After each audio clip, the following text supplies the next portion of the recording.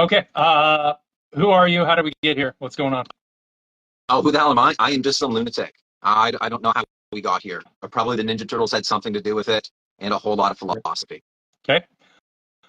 So you got your start into doing ninja stuff via Bujinkan, via Geninkan, via Oh, Genbukan. so I started with the Bujinkan. That was my original induction to this art, and has just continued to this day. So before that, I started with Iaido, then got into ninjutsu, and then while studying ninjutsu, I got into Hieho Nite Nichiri. But my focus is What? always where my heart has been within ninjutsu. Okay.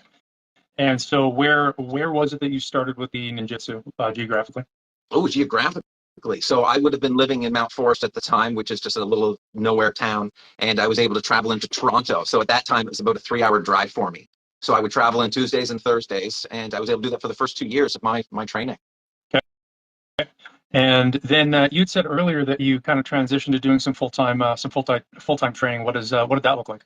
That was just an amazing experience. So for the first 2 years that I was training, I would travel again Tuesdays and Thursdays, and I'd start doing my cuts. I always did my 1,000 sword cuts before class would start. And in one of those days, my teacher was talking not directly to me, but in one of those ways where you can hear that he's talking to you and goes, I'm thinking of starting an Uchideshi program where people can give up the rank, move in, and study from white belt, and if you're able to grasp it, to Shodan in a single year. And in that time, I totally stopped cutting, was listening quite concentratedly, and he asked, would you be interested? You would do well in this. And it's like, hell yeah, I will give up my rank, start off as a white belt, move into the dojo. And that meant for 1 year living and training on those mats. It was joyful and it was painful.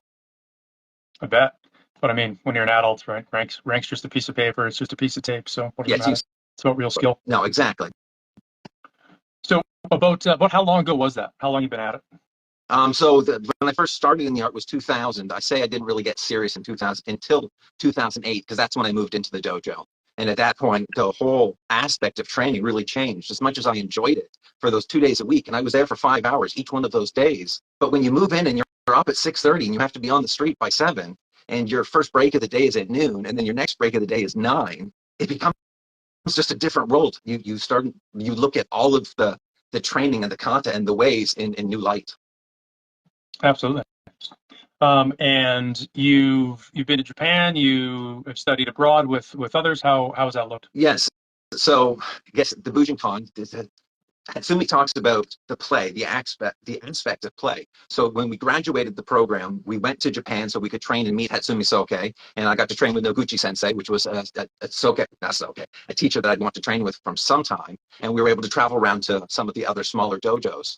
And then as years passed, my recent trip was to France. So I was able to spend 6 months in France, popping around to all of the different ninja dojos. And it was a great experience because sport is so alive in their culture. They understand that someone is coming to the martial arts, is coming to partake, coming to train. I wasn't there to speak. I'm not there to teach anything. I am just there to engage in taijutsu. Excellent. And you said that was in France? Yes, my last trip was in France, which was Okay. really great And because I speak no French. They spoke very little English, but we got to get by on Japanese. that's excellent. I use boxing as a way to learn Spanish. I learned Uh, Spanish. Yeah, hanging out in the boxing gym at TJ. It was colorful. And you learn the way that people talk to each other in a boxing gym is not the way you do anywhere else. So it's no, no, I like, imagine not. yeah, just work ethic and stuff like that. The way we break balls.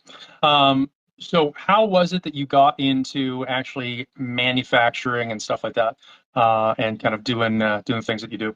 Right, because you're going through and you're doing leather work, you're doing steel. What does that look like? Yeah, so really what encompasses both leatherwork and steel is shuko, which is a mesh of steel and leather. So this is my very first pair of shuko. And while training into the dojo, I wanted to train with something like that.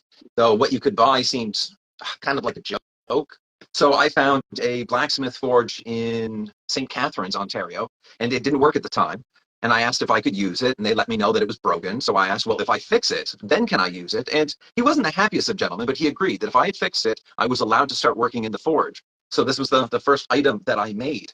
And after that, really enjoying the process as if it spoke to me somehow. I thought, well, what else can I make? What else is available out there? And as nothing was available, it was kind of whatever I chose to focus on next.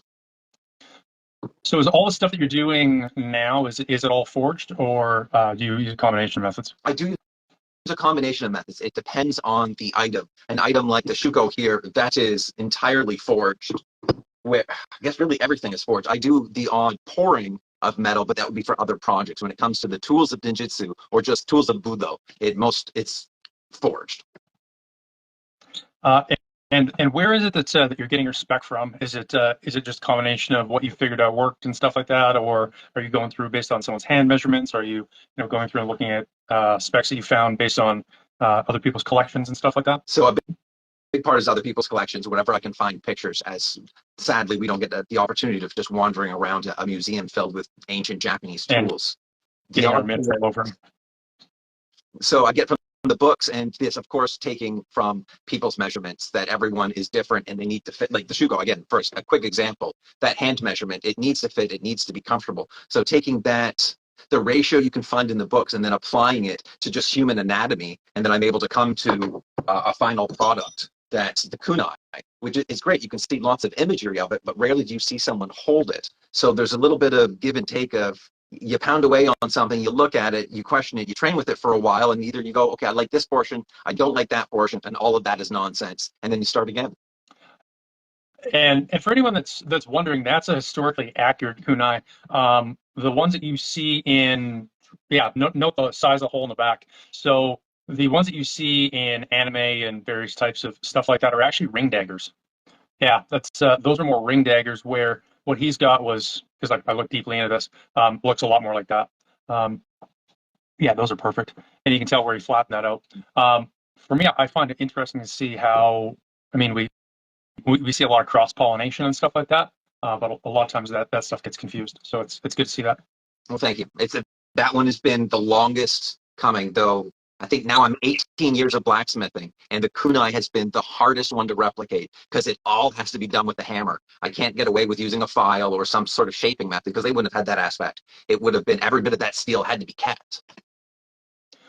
So you do as much as you can to get that kind of traditional feel and traditional method then. 100%. I have a file. I have two files. They're great. I have a belt sander if I need it, but I don't like to use them.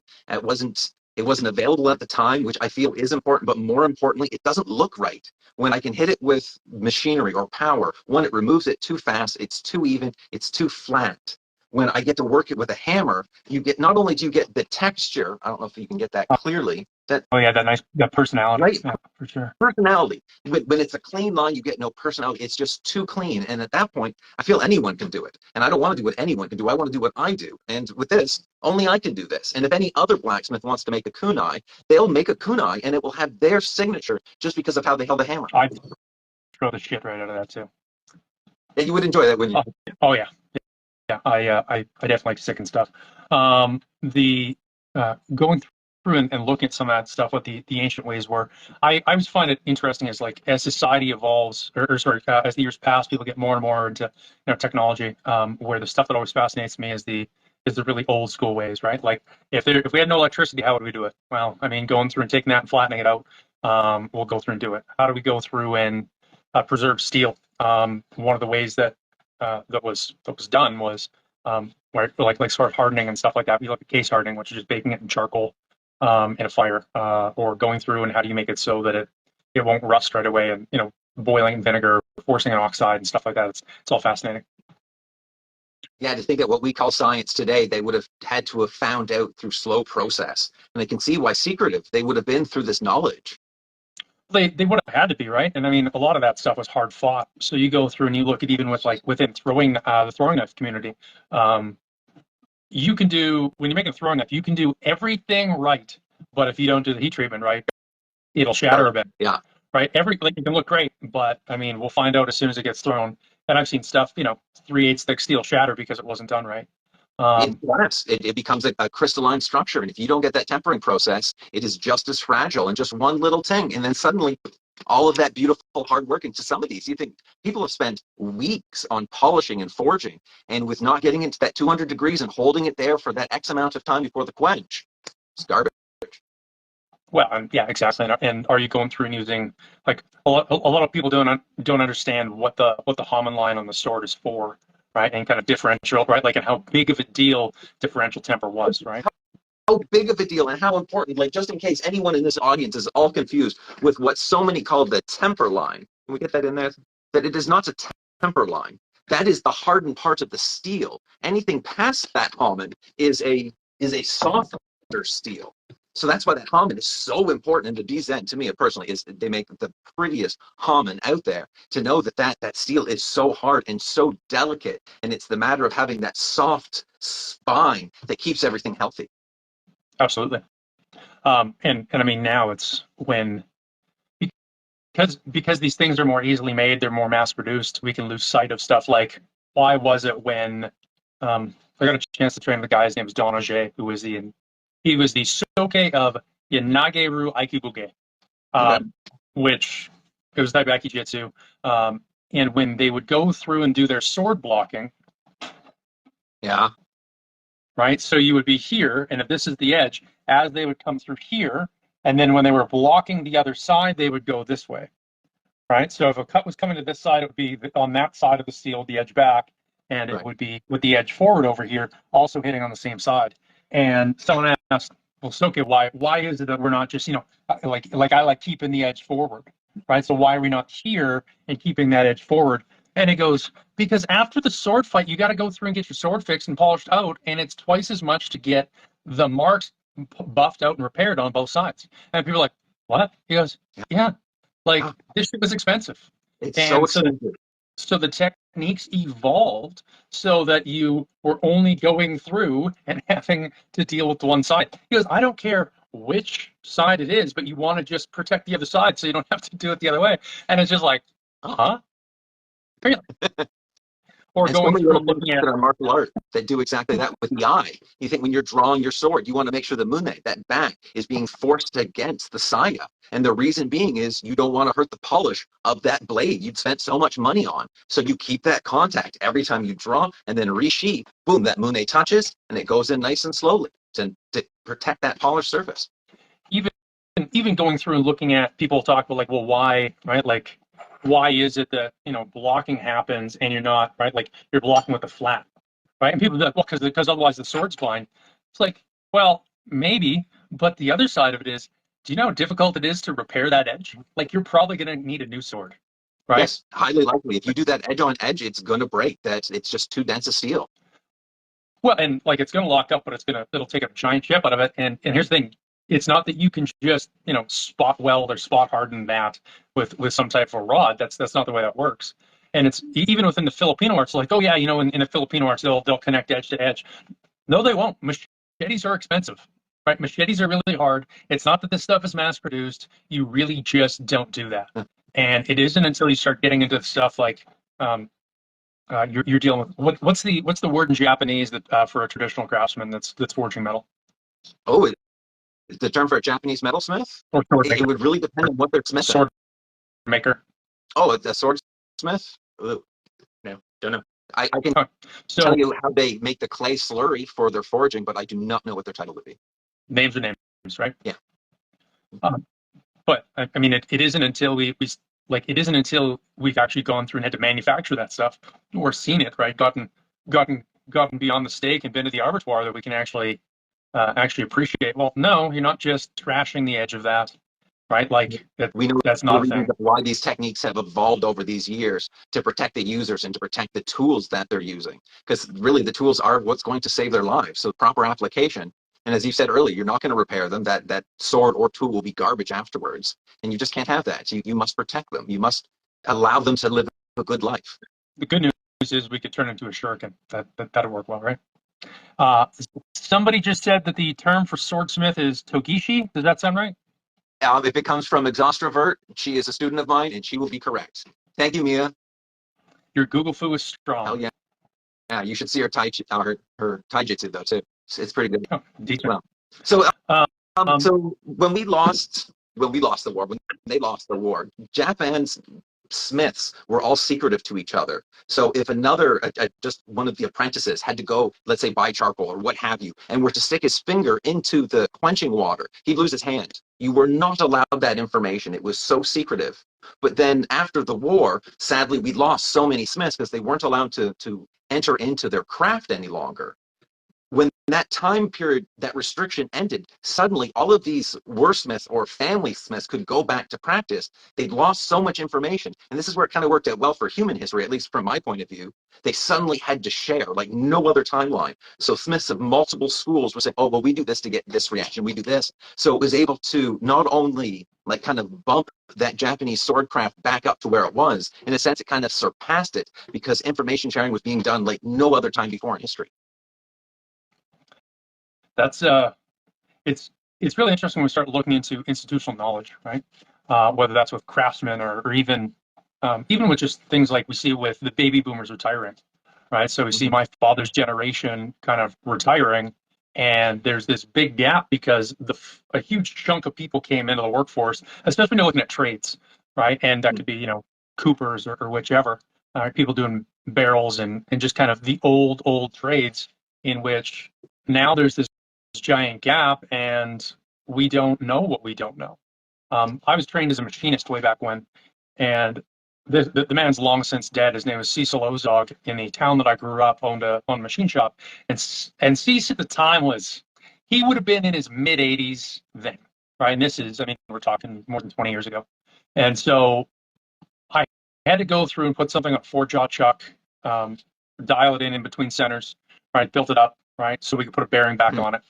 And so we go through and we start rotating that, right? I'm rotating this by hand, and I got my dial indicator, right? For any that don't know, the dial indicator has a dial and a plunger that goes in and out and measures thousandths of an inch. And 3,000ths of an inch is, what's that? Like, I just want to point out that 2,000ths of an inch is a human hair. So the frustration one has to go through, especially with a 4-jaw truck. For those who don't know, most jaws are 3 jaws and they work all together. A 4-jaw, not the same beast. That one you have to do each individual one. So that's a lot of work. Right. So yeah, like it's a thing, right? And like anything, there's an act to it. So I'm going through, I got the dial indicator on there, doing this, and just like I was taught. And so I look, and the old man is like looking at me from across the shop, this old fucking Ukrainian, right, with a cigarette hanging out of his mouth, and he's just like shaking his head. And I look at him, and he kind of starts waddling over because he had a bad knee, and life was hard when you were nice to your body, right? Yeah. And so it comes over and goes, "You kids in your toys," and I'm like, "This is a dial indicator. It's analog. It's not a digital anything. You kids in your toys." I was like, tough crowd. I was like, oh, okay.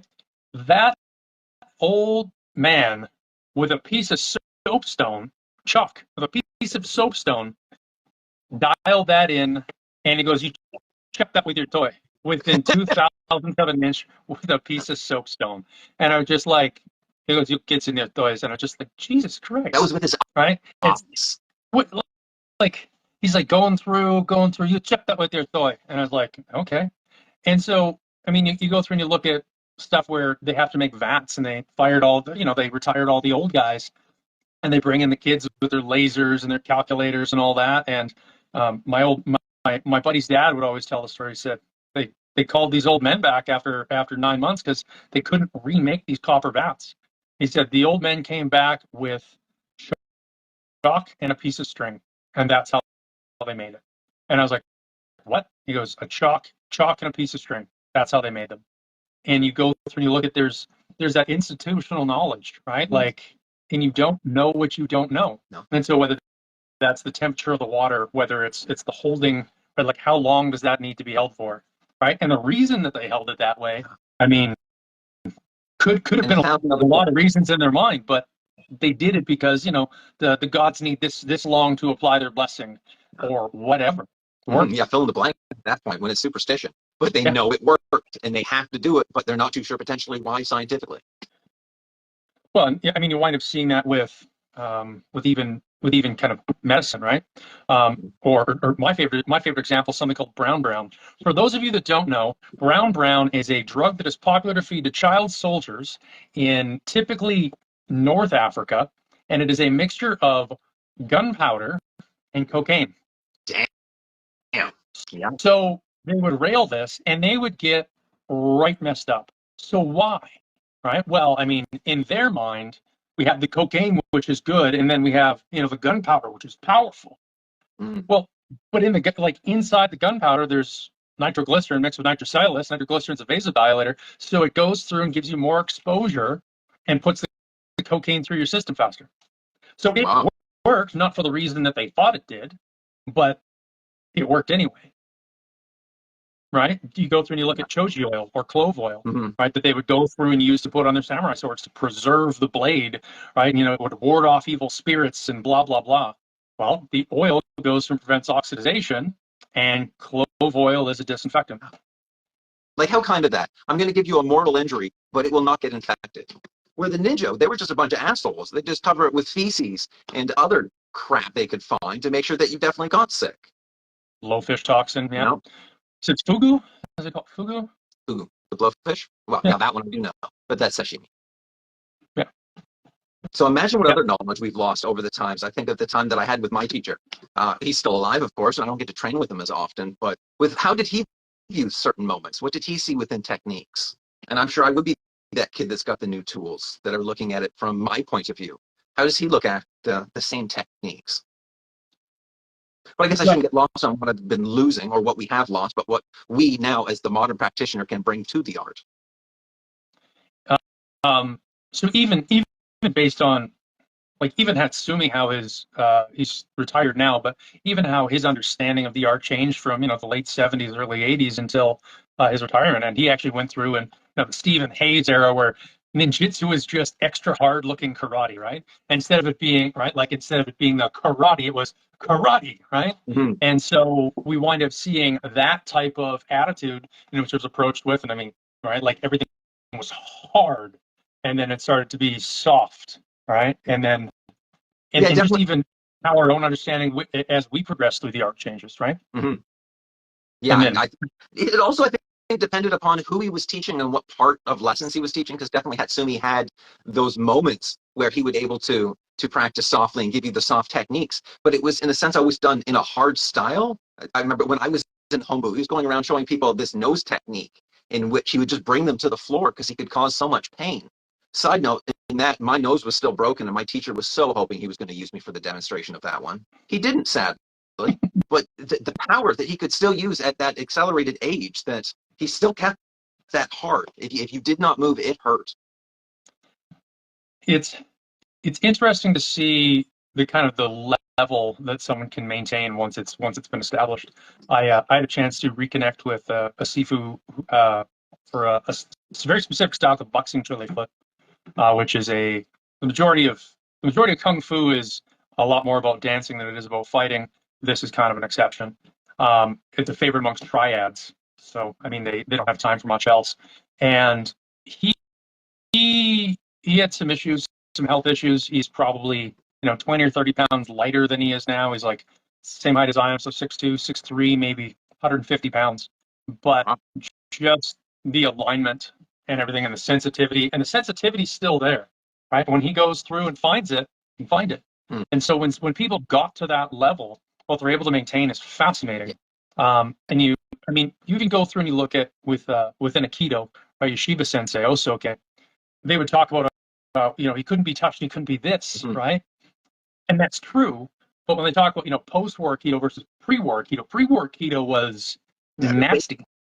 It was absolutely nasty. And this whole we don't actually strike people is just not true. Yeah, the three right. And so we got the three stages where devastating, they really hurt you, they don't touch you anymore. It definitely had a progression as he aged. Well, but how is it that he got to a point that he could do that? I mean, there's a few factors. One of which is all of his students remember when he used to just hurt people and didn't want to see that side of it again, and didn't want to be hurt. Keep training every single day. If you're going to hurt someone, you're only going to train once every 6 weeks at that point. When you do it every day, the pain has to be at a certain level so it's real. Because if it's not real, then you're just pretending to be something, and that's going to harm you in other ways. You've got to have enough pain, but not so much that it's not going to hinder tomorrow's practice. Absolutely. Many would argue that he was only able to get to the level that he was because he had the hard training on the beginning. And I'd agree with them. I may be wrong, but I would agree with you've got to go hard first before you can even contemplate what it is to go easier. I know, it's much like you have to go slow before you can ever go fast. So many people like to get into the martial arts and feel that they see an instructor perform a technique, and now I will perform that technique, and they feel they need to do it at the same tempo. It's like, no, no, you need to understand what you're doing, where your feet are. You need to understand where you are. And O Sensei is a man that he understood where he was. Absolutely. And I mean, when you go through and you look at, you ever tangled with a 65, 70-year-old judoka? Uh, yes, I have actually. I have had that And pleasure. what I find interesting about it is to me, the foot sweeps within judo it's the pinnacle of martial arts, right? It's completely balanced distance timing. And I've had the pleasure of having a 70-year-old man, right? Somebody that at the time had more than 40 years on me, put me Yeah. on my ass so cleanly that all I could do was laugh. And Right? like, Because it's martial arts. That person took their training seriously and became an artist. The age no longer matters. So you tell the story of being thrown around by a 60-year-old judoka. Mine 70, was yeah. Yeah. 70. So mine was 65. She was also an Aikido practitioner, but she was my sensei or my senior in Keigo Nita Nichiru. And she was probably about a good foot shorter than I. And she could kick my ass, no problem. Throw me around, no problem. Get a punch in on me. And I felt I was at least good with the blading. I may take a hit, but it's going to graze. No, she'd get it on me. She was It's great. She was absolutely fabulous. However, I find it interesting when we go through and we deal with, like, I have a buddy of mine and he is, I wouldn't say he's a foot shorter than me, but he's significantly shorter than I am. But he's got years and years and years of working at low center of gravity. He's already under my hips. Here's the thing, he's under most people's hips. And the only reason you haven't gone for a ride is because he just hasn't felt like it right? yet. He's chosen that. Like, you need to thank him that he hasn't thrown you down on your ass already. Well, what's interesting is when somebody has that much time in learning, right? They get good at kind of what is their game. Well, okay, right? Like, I have a low center of gravity. I'm under everyone's hips. For someone to throw me is going to be difficult, right? Mm-hmm. So to me, I just find that fascinating how once we have that development and that chance to kind of really get deep into that art, that, oh, okay, well, here's what works for me, right? And then, I mean, finding your Hanko, right? 100%. And that's when you're making it an art. It's becoming your art, and you're being able to, in a sense, paint with your own paintbrushes. Absolutely.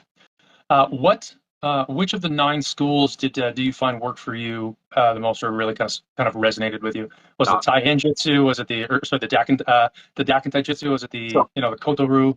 schools would be Kuki Shinden-ryu and Koto-ryu. Daken Taijutsu, hell yeah. Just Shinden Fudo-ryu for their stories. I love their content because the Uki and Tori back play, they attack, I attack, they go for a throw, I counter that throw, I get thrown, so yeah, the Taijutsu, the Daken Taijutsu, the Kopo Jitsu, but from Koto-ryu, Shinzen Fudo-ryu, those are my schools. So we'll go through and translate some of his names. So the Shinin Fudo-ryu is the school of the immovable heart. For those of you that aren't speaking Japanese well, or if you look at the character and you read Chinese, it is for the school of the lazy at heart, right? Is what it translates to. Instead of immovable, it's lazy. It's amazing. And it is characterized by a lot of formless techniques. So you're basically just in your standing posture, right? You're just kind of like, you're empty. So a lot of it didn't really look like anything. No, I want to And jump in for just a kind of, moment to clarify on this emptiness, because Hatsumi used to say something quite beautiful about it. It's found in the koku. It's found in the empty space. It's form with its formless form. That school allowed that you practiced something so well that you understood it. You no longer needed to carry it. It wasn't yours. You could just access it when it was needed. It was empty. to me, it reminds me a lot of Systema in terms of what's the kata? Yeah, I mean, you just kind of like standing there, your hands in your pockets, like, oh, that punch is coming through, or oh, they grab, and I'm just kind of in there, and then moving through, and then drop to that knee, and there's my kataguruma, and as I kind of go to get up, I just kind of stumble and fall with my knee above your knee, and it kind of broke it. Sorry for your luck, right? Yeah. And Oh, it's that's just so kind bad. of I wish I knew what I was doing here. Oh no, someone's hurting me, and they're bleeding on the floor. Well, Yeah. and to get to that level, right? Kuki Shindenru was named after a guy, and his master gave him the name One Who Fights Like Nine Demons. It is a school of pirates, and they tend to favor halberds and polearms, as you do on a pirate ship. Yeah. Kumoyari, one of my favorite tools. And then the Kotoru Kopujitsu is the tiger felling school, and Kopujitsu translates to bone breaking. Is that correct? That's Yeah. I know the translation. And I think it has to be mentioned that all of these schools that we're talking about are all samurai-based schools. Yeah. Yes. Yeah. Without even getting into Togakeru or. Which is wonderful. I love the movement. I love a lot of the hand positions, but my heart lies into. I really, when I started studying the Heiho ni Tenichiru, the samurai style, it was Miyamoto Musashi's, who's near and dear to my heart. There's something about that movement, that upright, that no nonsense. That I'm not here to have a conversation. I'm here to go through you. There's something refreshing about it. The Kopujitsu, the bone breaking school, was essentially a close quarter school, kind of the ninjutsu equivalent of Wing Chun, as far as the range that it happened in, but not necessarily the movements that it used. Though it needs a mention, which was the bodyguard school, the newest of the schools? Toshin? No. Well, I can't think of the name, but whatever was that, they had a point of they always wanted to use 3 points on the body. And that school I've always taken from. So when you get someone locked up, I want to be contacting 3 parts on their body that all cause pain. That was brilliant. What I found interesting about learning Bujinkan was really, there's 9 schools, but we didn't really touch on there's some Shinin Fudaru. There was discussion of the Togakeru, but as far as how much actually came from there, didn't seem to be that much as far as what was a part of the regular. Right, which is kind of sad.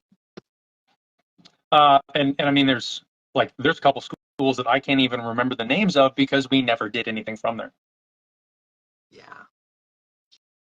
Which, there's a lot. They do have a lot of kata. We were lucky within our program. We had the 48 kata that were just a kind of a pull from the different schools. But once that got through, my teacher allowed us to get into one of the more special binders that had some of the other schools. But yeah, so true. I found the Togakeru, when they did their kata, there was a lot of interesting movement at the beginning, which going back to something we talked about earlier, of when you do something but you don't really know why you're doing something. I felt quite true to Togakeru. It was old enough that some of the things is just a little too lost. Well, and yeah, like why am I doing this? And I know for a reason, and I know it's going to help me. I just don't know why I'm moving in this particular way. I found that, so for me, I have a significant amount of nerve damage from a disease I had when I was young. Thankfully, I got over it. And so because of that, I became completely obsessed with the learning process. So the very Eastern approach of you're going to do this because I told you to, and you're going to do it like this. Unfortunately, it isn't effective. If it worked, that would be great. But if somebody doesn't know why they're doing it, a lot of times they just think that it's not important. You also wind up getting into a certain amount of I do it this way because this is how I was shown, and this is how I was shown, and my teacher's shown, and my teacher's shown. It's like, okay, fine. But I've had conversations with martial artists, and I'm one of the few guys out there that I've actually had to put bone to bone, and I've put my skills to use in a lot of different occasions. And so I've wound up having conversations with people, and they're like, oh yeah, like a Taekwondo guy, and like, yeah, you grab his arm and you go like this on the point of his elbow. And I was like, okay, why? I was like, well, you're gonna break his arm. I'm like, okay, but why? I was like, okay, so are you sure? Well, yeah. I said, okay. Well, how do you know? Well, my teacher told me this. I said, okay. Has your teacher ever broken anyone's arm like that? Well, no, but his teacher said. I said, okay. Has his teacher ever broken anyone's arm like that? Well, no, but like I said, okay. Has his teacher ever broken anyone's arm like that? Well, I don't know. I said, okay. Hitting someone on the point of the elbow doesn't, that's not going to do it unless you have a pipe. And in order to break the elbow, that specific joint, we need to go through and put it in traction, pull it apart, right? Yeah. We're pulling it apart, and then we want to wrap it around something, and we ideally want to put pressure through it at 45 degrees up the arm or 45 degrees down the arm, and we make a movement like this. And ideally, we're going to go through and knock that guy's shoulder against something to stop him abruptly. Well, how do you know that? Because I've done it. And I've tried what you said, and it didn't work. But you'll have generations of kind of student to teacher that will espouse that, well, this is the way that it's done. It's like, but how do we know? Right? And how do you know all that you know? I feel like the Zen statement of your cup is too full, child. You have to empty some of it. You can't come into a class practicing an art stating, oh, I already know. This is how it's done. No, you don't. Empty your cup. And in that situation of any dojo, if they're giving you that kind of information, I would say to everyone, run the hell away now. You're just going to waste your time and your money. That it needs to be able to practice. There needs to be some realism to them. Well, and I mean, in English, we have one word, no, that means so many different things, right? Like, if I've met your wife, I could say I know her, but I don't know her the way you know her. And you don't know her as she knows herself. That's exactly. It is all based on each perspective. Yeah. So we wind up, oh yeah, I know. Well, what do you mean? You've seen it? You've heard about it? You've experienced it? You understand it, right? Like, what is it that this word no means to you in this context? And so traditional arts, I think they get a little bit of reputation for being hollow. And I mean, unfortunately, we wind up seeing in the instance of Japanese arts being passed on to the gaijin, to the whites, to the outsiders, right? What's the context of that? Okay, well, if we look at karate, we look at jujitsu, we look at ninjutsu, we look at aikido, this was a situation in which an art was being taught to an occupying force for the reason that they would be allowed to continue to do it. So if you're the enemy occupying my country, am I going to give you the good stuff? Am I going to teach you the real way? No, they didn't. Aikido didn't. They taught fake techniques, and the point being, I'm not giving them my techniques. Even the people that would stay in the dojo, some teachers, no, I'm not sharing my techniques. I feel that you talked about that hollow that some take from that traditional art, and I definitely can perceive that, but a part of me wants to defend it quite strongly. One, the hollow. Well, you're lucky if my senior in Diego stated, you're lucky he even speaks to you, because my teacher would comment, usually, "Dangida." You know that means terrible, right? Yeah, I was called terrible each time, but he then correct me. Because in Japan, when you are studying a traditional, no one talks to you. You are to pick it up. You are responsible for finding the knowledge and making it yourself. You do not have an excuse to pass on to someone else. And I find much in the West, as you said, gaijin, so I'm going to jump onto that statement. They want someone to feed it to them. Am I doing this right? I don't know if I understand this. This punch is wrong. Shut up. You've only been punching for 10 hours. Like, once you get to 1,000 hours of punching, then you can ask a question, but by no means think you have an answer yet. That we need to put that onto ourselves, our own practice, make it our journey to find that knowledge. To be devil's advocate, and as somebody that has spent a lifetime learning how to learn, and I've also had a chance to coach a lot of people, I'm not willing to let somebody I'm trying to develop do something wrong thousands of times, so I have to reteach it. Yes, but that's your perspective, and we're not stating if your perspective or even my perspective. I'm just stating the idea of the hollowness of a traditional martial art can be understood because you need to be observant. And with that stated, I must state, I talk far too much in the dojo. For the most part, I don't shut up. My point being, I'm going to talk to you the entire time you're here. If you pick up 2 of the things I've stated, great. This has been a wonderful class. Because you're right, I don't want you doing the same thing wrong 1,000 times over. But at the same point, I keep my classes really small so I can keep an eye on everybody to make sure everyone's practicing the best for their form. Absolutely. Yeah. For me, I think that in some ways I think that the Oriental cultures being so stratified in some ways holds them back. And it holds back the art and holds back the development. And we start getting into the xenophobia side of it. I mean, the Japanese are very xenophobic, to say the least, right? But we wind up seeing things where there's this stagnation and without getting cross-pollination. People talk about cultural appropriation or whatever, right? It's these influences that allow cultures to grow, right? Yes. And so when we go through and we look at, like, everyone wants to think that their fighting art is unique, right? So this in Bujinkan is called the Shikanken. Okay. Right? Yeah. Shikanken? Yep. Is it? I know that as Shikanken. I can check it with the book. I'm fairly sure it's Shikanken. If 2 of us can agree, we'll go with that. I can find 16 treasures, but just the same. Yeah, let's go. That's Shikanken. Okay. Not so in Chinese, the translation is Panther Fist or Leopard Fist. Yeah. We have this same tool, right? It's a primary for Choi Lei Foot, and how it is that same tool is being used varies, right? If we go through and we're completely isolated as, okay, well, this is used this way, but you can have that same tool, that one tool, it can be developed so it's used for a plethora of things, right? True, but we have to worry about the paradox of the adjustable wrench. Sure, it is an all-16th wrench, but it's also used as a hammer. And just because it can be used as a hammer and functions as a hammer doesn't mean it's going to last forever as a hammer. So this fist is used in very specific ways. You can use it in other ways.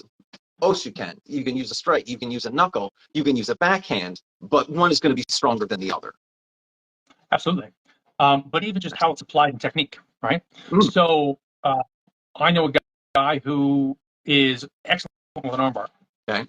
And he started out as a judo guy, and he's like, okay, I'm going to spend a year looking at all the different ways an armbar can be used, right? All the different ways an armbar can be used. It can be set up, right? Going through looking at catch wrestling, looking at traditional jiu-jitsu, looking at Brazilian jiu-jitsu, looking at kind of on and on and on. How is this armbar used? Going through and looking at the silat variations of how armbars are used. And so because he's had exposure to all of these different ways, it's one joint. Mm-hmm. But then he can have a full understanding of that. Yeah. And I think the unwillingness to actually expand on this and like, oh well, I need to hold this back. It prevented the arts from developing the way that they could have. I see what you're saying. Okay, now it's my turn to play devil's advocate.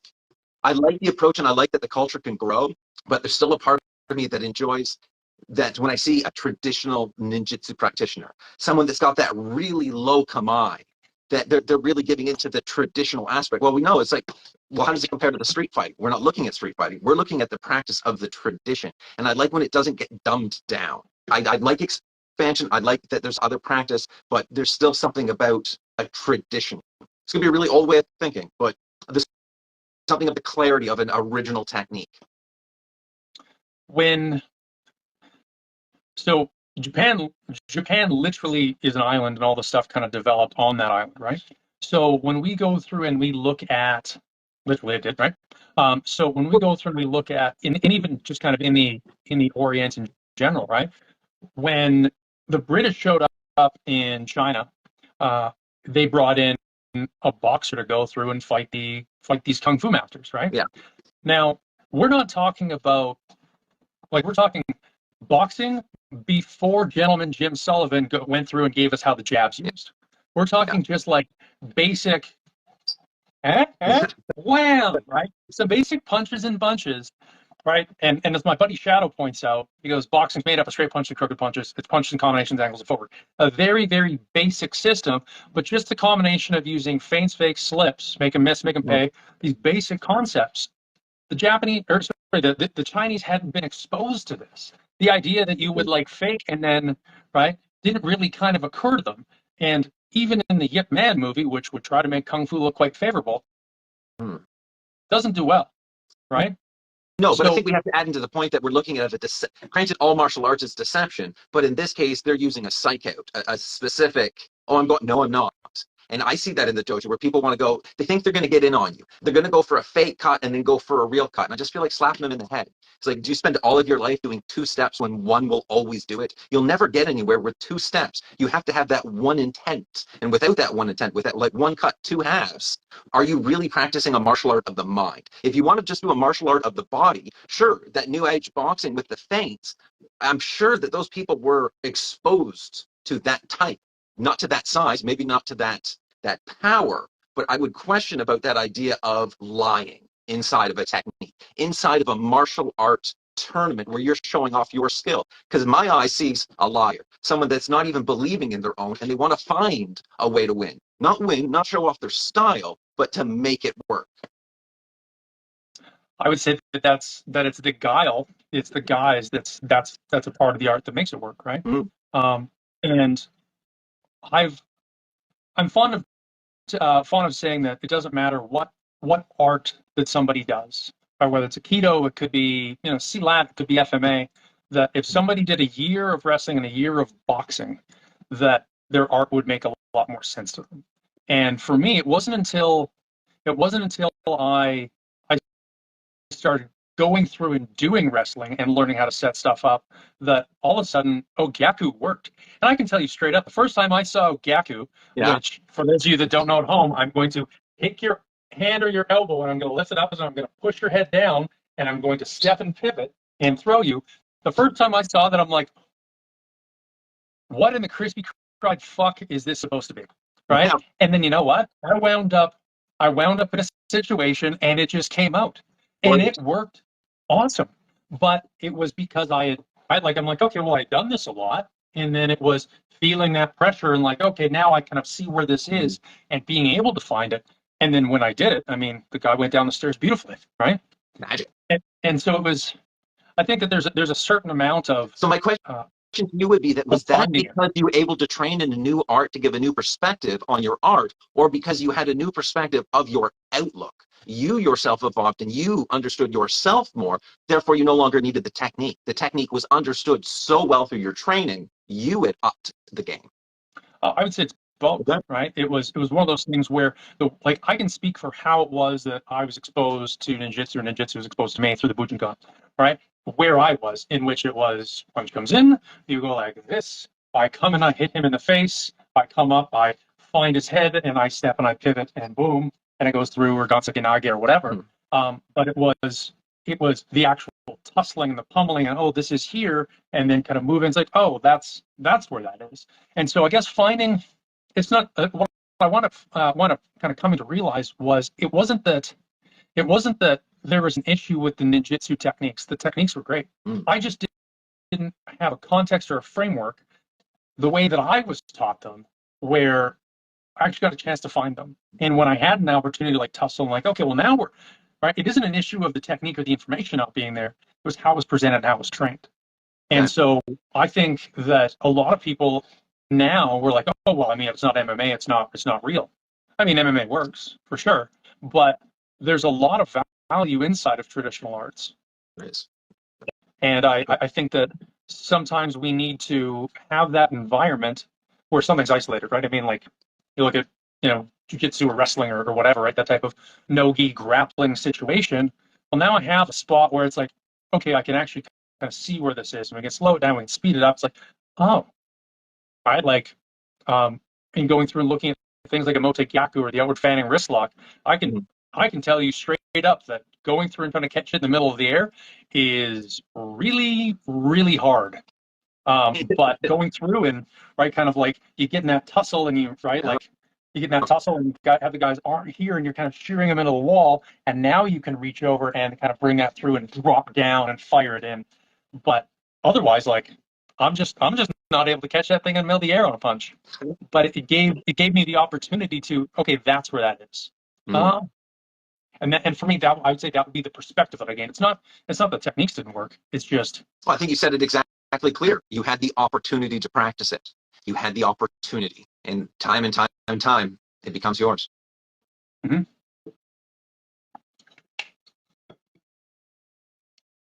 What have you, or sorry, what would you say has changed about your outlook as far as how does you train from when you kind of started in 2000 to the end of your living experience? Right? How has that evolved over the years? I think the one thing that has grown greater each year is flexibility, stretching. That's at the beginning, definitely, you've got to get in those kicks, you've got to get in those punches, and you do hours of kicks and hours of punches. And as it goes, it's like, no, it's more flexibility. That's like Ogyaku, Uragyaku, doesn't matter. And I start to go down. Well, you're fighting against my inflexibility. You've locked up my muscles. Now you can grab hold of my skeletal system, so you have control. So I spent more time understanding where I move and what hurts, and being able to become more flexible and understanding my own body gave me a better insight of working with these techniques. Other than that, I can't say a lot has changed. I am a fan of Kihon. I like the foundation. Like, which way do I step? My 9 directions. Kyu Ho Ko. You got 9 directions of cutting, which means you've got 9 directions of stepping, which means you've got 9 directions of an attack. So that was the beginning theory. That's just the one that's continued on. I just continually to look at my 9 attacks, my 9 steps, my 9 directions. For anyone that is wondering at home what it is you're talking about with the 9 directions, we have our plus sign, we have our X, and we have our thrust is our 9 cuts, right? Yeah, so it's comes in and then thrusting. And then we're going through and we're looking at that as far as stepping. It would be the same, except the 9 is either a rising up and down, it's your vertical plane. Yeah, right. You're either jumping away from something or you're crouching to the ground to get away from something. So that's Yeah. And then thinking of Hatsumi's statement of earlier that it's the koku, you want to be in that empty space. So to use that 9 directions to look at the adversary and just say, okay, there's the sword. So I don't want to be here. I'm going to be here now. Oh, this puts me in the opportunity to do this.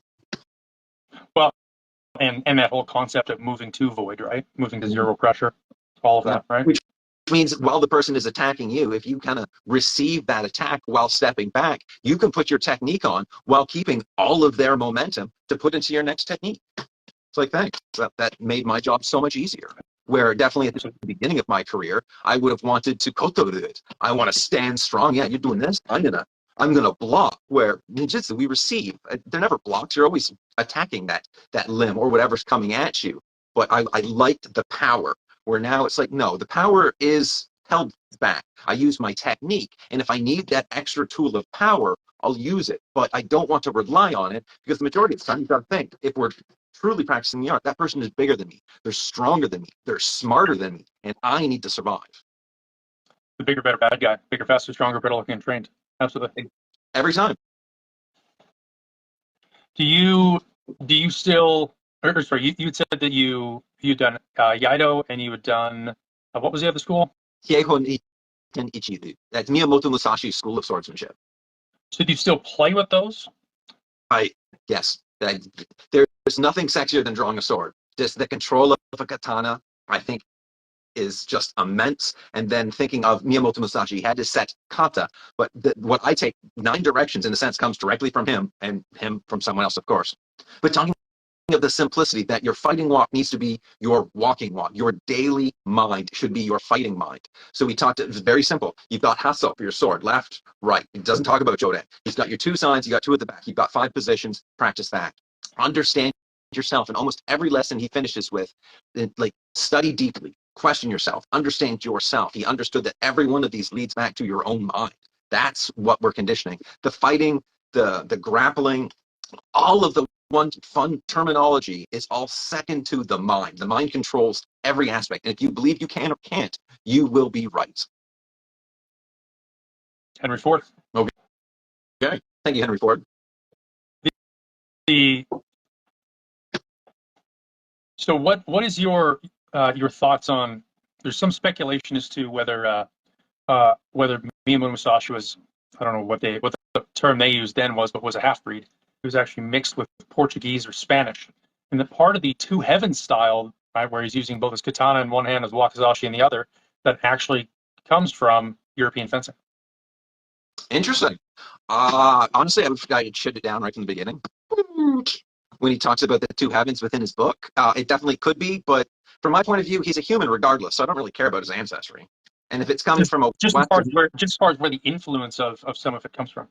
I feel the influence came from this dude being quite a genius. He had a father that was high ranking. He would have grown up in the martial arts. He would have watched his father teaching in the dojo. And we think just simple DNA. You know, if you've got the 2 parents, the child is going to be smarter. They're going to have more ability than the 2 parents. So logically, it makes sense that if the father's already kind of renowned in Japan to be amazing, and this kid is going to be quite cocky, he's going to be quite good if he can understand his own and like control his own mind. You think of the first few days of that dude, he was just a brawler. So the 2 swords, it could be. I'll leave the controversy for others to debate about. But in my mind, I'm just going to practice on Kihon and leave it to someone more intellectual. The whole epigenetics thing is fascinating, where right we start kind of coding into our DNA, right? Like a border collie is going to behave in a certain way. Mm-hmm. Sorry, I cut you off. So I was going about perfect practice. We talked about that epigenetics, and if each generation is getting faster, smarter, able to comprehend further, that we do need that perfect practice. We want instructors that will help them really understand. You think each generation can take it that much further, that we need to help like pass on this information correctly. Well, and that proper transmission. Mm-hmm. One of the things that I always find interesting is the idea where teachers will hold back from their students. I'm not going to teach them everything. Yes, I have. I'm gonna keep this secret to myself. And from what I find fascinating about that is like, okay, but that means that every generation will get dumber and every generation will get worse, right? Going through and having had the unique experience of having a teacher or teachers that wound up becoming bothered that I was getting good, and that people were telling them that I was becoming quite skilled. And at one point, he had it. There's a situation where my name was dropped to him Mm. as kind of someone that this person was going to go and follow up on. And for me, with everyone that I've coached, I am pumped to see them be able to do something better than me. Right? That's the goal. Right? You're supposed to be better than me. Either Yeah, I'm on your terrible way at home as a teaching teacher. or you're an idiot. But if Mm. you're an idiot, I just need to be a better teacher. Right? Yeah. So if right and I mean there's a variety of things, right? There's a guy who I coach, and it's not a matter of him being more skilled than I am. In the endeavor that he's involved in, he has an edge over me. He looks forward to a reason that he can go through and hurt people, right? He Yeah. wants to hurt someone and just not go to jail. I don't have that in me. I'll do it, but I don't want to do it if I don't have to.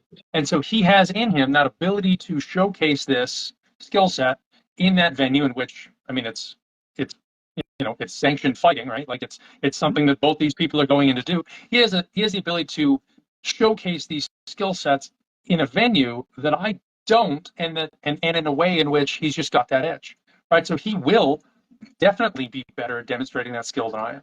And so for me, the goal is, it's like, well, I want everyone that I teach to be able to carry this better. Mm. People, or the system. I was in a situation where I had to go through and start using my skill sets, and all of a sudden, I had through Bujinkan had tons and tons of repetition of attacker attacks. Right, Tori does this, Uke does this, Tori loses, and I was like, and so when I was a kid, I remember, like, the old man was like, oh yeah. He said you walk up. He said you call him a name, and when he opens his mouth to tell you something, he said you punch him right in the face, hit him right in the beak. Blood's gonna squirt out. It's gonna drop. I was like, and here's the thing, that old chestnut really works. He said, or you look him square in the eyes that he's talking, you boot him in the pills and give him the business. And that old chestnut worked.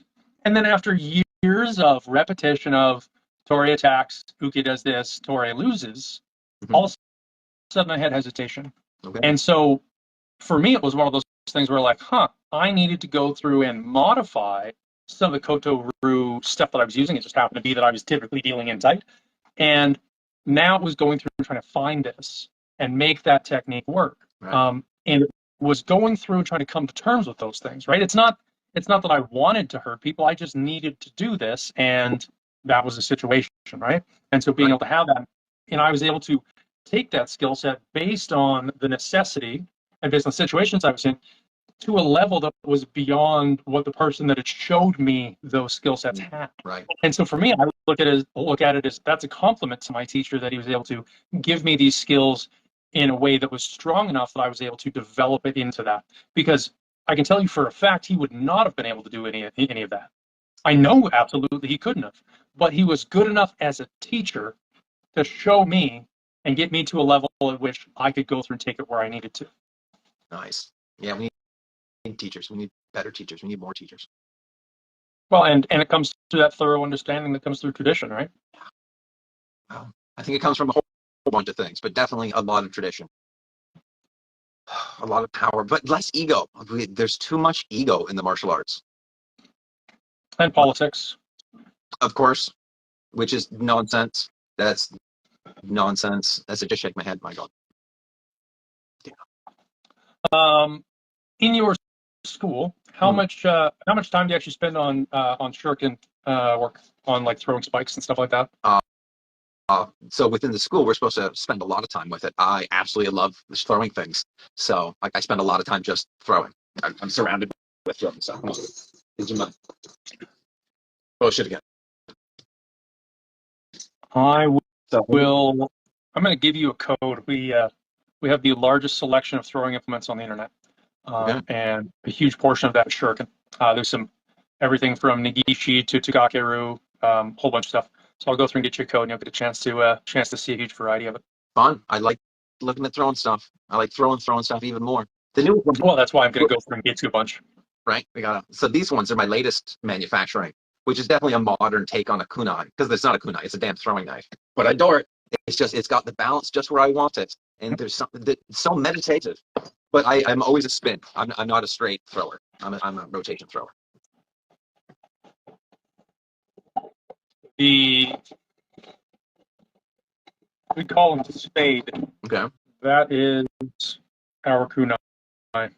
Nice. Now we build these for throwing, so obviously they're not hammered out because traditional manufacturing methods are too long and too involved when something can break. No shit. Yeah, I'm aware of that. But there is nothing that'll break a knife faster than throwing it. yeah. But that's the nice point about it. When you test them out and they last for years, it's like, okay, this is I know how to temper this thing. The one of the things that surprised me was how if you know how to temper it, how good of a product you can get out of forging rebar. Okay. You I say that so what's that? I say that hesitantly because there's no carbon in rebar. Depends on the rebar. A buddy of mine down in Mexico, he treats it the same way he does 1095. Okay. And I went through and took some spikes that he did and hammered them through bricks, like broke the brick with it. I was like Yeah. with a hammer on the back end. Now, okay, so I'm just going to clarify here because a part of that just kind of makes my heart sad. So you can't do a rebar the same as you do a 1095 because a 1095 has so much carbon in it, it'll just melt. That's not to say you can't harden even a rod of iron. You just have to take it much hotter. So if you take that up to yellow, which if you're putting it through brick, that dude is taking it up to yellow heat, so just before liquid, and then quenching it. So that's going to give you that carbon on the outside, make it nice and hard. It's going to have a rigidity, but you're going to have that softness, which means when you're throwing, you're not going to have as much spring either. So he's not forging them. He's going through and using a belt grinder and then heating them up, heating them up very hot, quenching them hard, and then but like with the same temperature, same. Pardon me, sir. In this case, if he's not forging it, that's a side note. It's about how hot he's going to get that steel, how excited he can get those molecules. Yep. And if you're getting the bricks, he's having a good time. So keep playing with those. Oh yeah, it was. I was very surprised, but it definitely worked. Well, for my Shuriken, the ones I train with, which here we go. These are my oldest Shuriken. So we'll take a moment just to open them. So because they're the training ones, I don't want to use spring steel. One, spring steel is much more expensive and they bounce like a son of a bitch if you get it wrong. So I like to use, this is a mild steel, which because it's such low carbon, you will not get it so hard. But as I forge it down, so I'm making it denser as I go, yep. The trick being to get this nice and hard, once I forge it, before I heat treat it, I'll put it onto the belt sander and I make sure that tip gets as sharp as I can get it. So if I stab, I will bleed. Which means when I put this into the forge, this being the smallest, that yellow heat will wash through this steel rapidly. But because this is so small, this is the carbon that's going to burn first. So the moment that I see the sparks coming off this, I take it and quench, which means I can case harden this because I'm using charcoal. I'm heating it up hard enough, and I get a really great tool with very little spring. Absolutely. Mm-hmm. So how is it the pardon me, sir? So I was just explaining Shuriken Jitsu was just good fun. Oh, it's tons of fun. So how is it that traditionally the blades were prevented from rusting? Where was it a forced patina, or sorry, that the metal was the metal was preserved? Was it a forced patina? Was it just oiling? What was the trick? The trick is that's where the polisher comes in, the god of a polisher. So that they're taking it up, it could be 5,000 grit is what we would say today. So they're making sure the distance between the scratches is so fine, so you've got very little surface area. So now we're talking just, hold on, I need a talking point.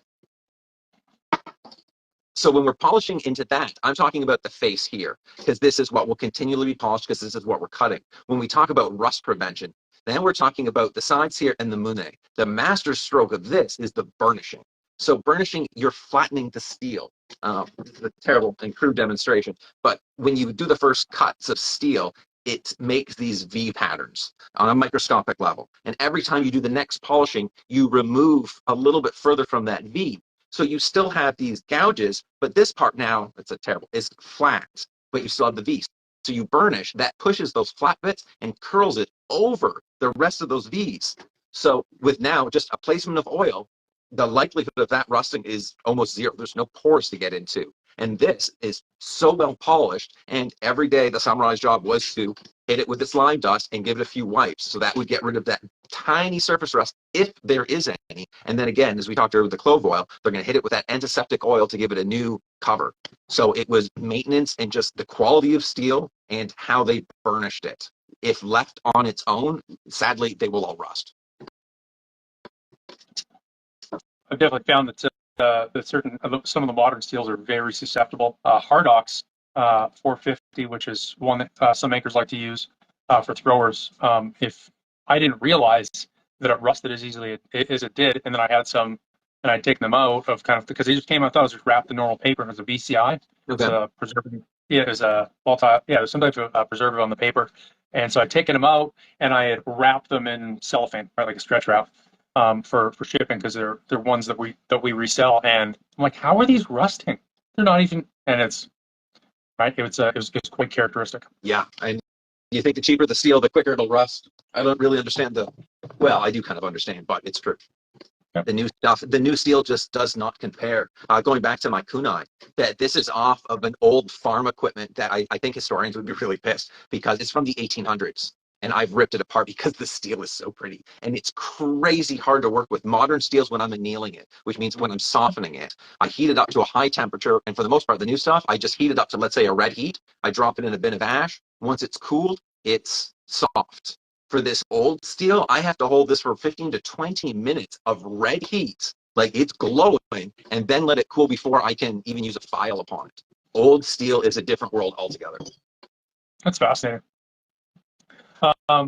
What when so you actually have a forge, you do commissions, or how is it that works? You're making stuff per piece, per order, or are you going through and you have inventory that you stock? How is it that you run that? So I have inventory that I stock. So I usually keep a set number of items that I bring in. I do take on custom orders, but it's quite rare. It has to be something that really intrigues me. For the most part, my own imagination keeps me so busy, I don't have time to take on extra challenges. So it's what you can find in my Etsy store. But if it's of real interest, and I'll think about it. I'll consider it. And do you prefer working with straight steel, or do you go through and blend wood and leather in with it, or just kind of whatever the piece calls for? Oh yeah, it really depends. Isn't that a wonderful descriptor? So if I can get leather and wood like a katana, I get to use all of those different mediums. That steel Okay. is, it's part of me. I like the blacksmithing. I like the forging. I like that the shop has absolutely no light other than the piece I'm working on. And when I pull it out of the forge, the photons that are coming off of my work item is what's illuminating my ability to work on the item. So yeah, I like the steel. But when it comes to, I carve the bokuto, I do the leather for the training goods. I work with glass. I work with everything. Any medium I can get a hold to, as long as it's not plastic. I don't work with plastic. What is it? What items do you make out of glass? Stained glass, not anything that I actually sell on Etsy. That was a lead up. Okay, I was Really curious no, if I you were apologize. blowing it or what you were doing. Do you Sorry, I missed that. blow glass? I said, do No, you I blow the not blow glass? glass. No, no. Looks like Glass it's is great. sorry. Go ahead. Glass is great, but you burn yourself a lot. You've got to have a lot of heat going. I guess it's not my art. It looks like it's a very sophisticated skill set unto itself as well. Yes, it definitely is. Those are just again another traditional craft that the skill that you must employ to do something that I'm sure looks really simple. Tasting glass, you got to turn it while you're going on it. The art that they can create. Yeah, yeah, exactly. Um, what books? What couple books would you recommend that everyone should read? Doesn't have to be related to martial arts, but can be. Oh, no, I'll pick 3 books that I definitely think are related to martial arts. Sure. So first, this is The Lone Samurai by The Life of Miyamoto Musashi. So if I just take a moment of one of my favorite passages, and yeah, if you're a martial artist, these books are great, but any field, any practice in the martial arts will help every other practice outside of the martial arts. The action of spark and stone underscores the point that the mind should not be detained by things. It says that even with speed, it is essential that the mind does not stop. When the mind stops, it will be grasped by the opponent. So this is his life story. This is the beginning to the end. It is a fabulous read of anyone that wants to walk the path of the Budoka. Next, Bankei Zen. Not so much specifically a martial art book, but I believe that all of it is based in the mind, and without the mind, you're really quite useless. From Bankei, he is a simple monk that usually will always speak upon the beginner's mind. In this case, We should join gladly in the praise those whom other praise, and hearing of another's happiness, we should rejoice, just as if the happiness were our own. This is the way things ought to be. Such a person is an illuminated person who doesn't obscure the mind. But if in response to what you see and hear, if there's any ignorance or bigotry, you change your mind, and with it you replace with that of a hell dweller. Focus on what you believe in and help the people around you. You want to become a proper Budoka, as in our ninjutsu, the 33rd Grand Master said we had to become enlightened in all things of humanity. And lastly, the unfettered mind. Tukenso. Tukan, I am probably butchering that name. An absolute fabulous read. I'd love to say I understand page to page of this book. I do not. It is a deep thinking book, but regardless, my favorite passage, it is said that life is of small account compared with right-mindedness. In truth, it is right-mindedness that is most esteemed. Nothing is more precious than life. Yet, at the moment when we must throw away this valued life and stand on right-mindedness, there is nothing more highly esteemed than right-mindedness. So those are my 3 books. I think everyone should read these books. We'll have to go through and put those. Yeah, when I go through and I edit the links in this, we'll go through and make sure we put those up. What advice would you go back and give the younger you? Besides that, yeah, besides getting Bitcoin, and besides so many other things, what would I tell a part of me, which I guess part of me would like to say, things are going to work out, but I don't want to say that because that would not help. Honestly, nothing. I'm not going to say a damn thing to my past self. He was a little twit. He had to learn those lessons, and I don't think anything that I could have interjected at any time he would listen to. He was that much of a pain in the ass. So I'm just going to remain silent onto that. One of the ones that I would go back and give myself is, I don't need to understand it to accept it. Oh, interesting. See, I haven't come to terms with that one yet myself, so I haven't learned that lesson. Oh, every time I have to learn it, it's a kick in the teeth. Don't kid yourself. Damn it. Right? There's some of those pieces of advice that we need to write down and put where we can see them regularly. Yes, we do need to fawn over past knowledge. It's the only way we're going to move towards a future that we can all exist in, which we want to exist in. Absolutely. Thank you for your time. You've been very generous with it. For those of you that didn't wind up getting all this interview, I'll pull it down, edit it, and toss it up on YouTube so it's easier for you to re-listen to. And we'll go through and make sure those books and links to them are available, as well as you said Etsy. You got your Etsy store. That's typically where you do commerce. Correct. My Etsy store under NineDirections. I've also got a YouTube page, NineDirections. Everything is under NineDirections. Okay, awesome. And if people have any questions directly, I'm sure you're okay with them just shooting me a DM. Hell yeah. Send me as many messages. I love answering questions. Absolutely. Thank you so much for your time, sir. Good touch much today. Okay. Cheers. Sayonara.